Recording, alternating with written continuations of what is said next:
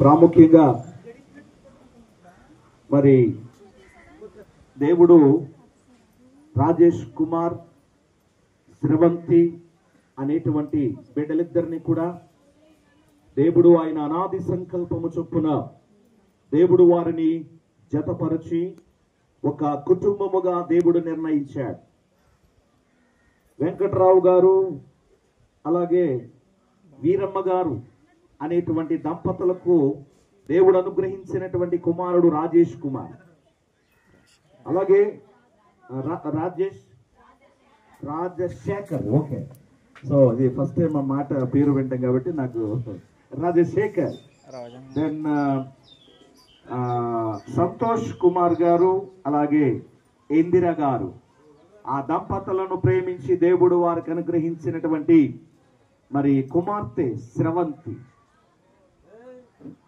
ఎక్కడో నడిపల్లి, ఎక్కడో అగ్రహారం, కానూరు అగ్రహారం. ఎంత పక్కనైనా ఊరు వేరు కదా, గాలి వేరుగా.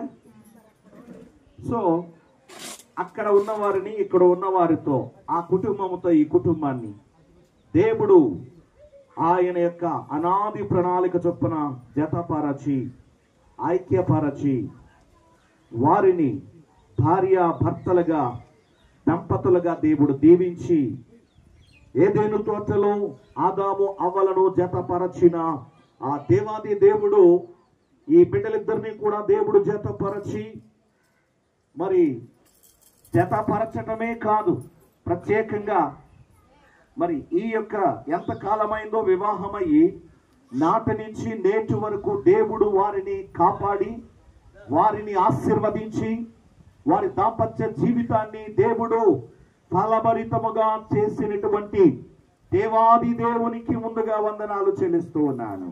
హల్లెలూయా. ఆయనకి మనం ఏమిచ్చిన రుణం తీర్చలేమండి.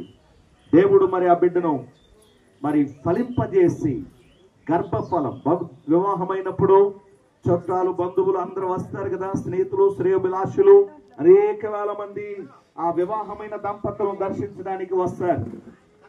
దేవుని బిడ్డలారా, అయితే అందరూ కూడా వారికి తోచినటువంటి బహుమానాలు ఇస్తూ ఉంటారు.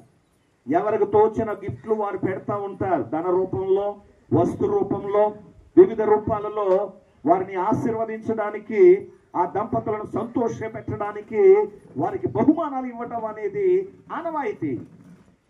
కానీ దానికి అతీతంగా ఎవ్వరూ ఇవ్వలేని బహుమానం, ఎవ్వరూ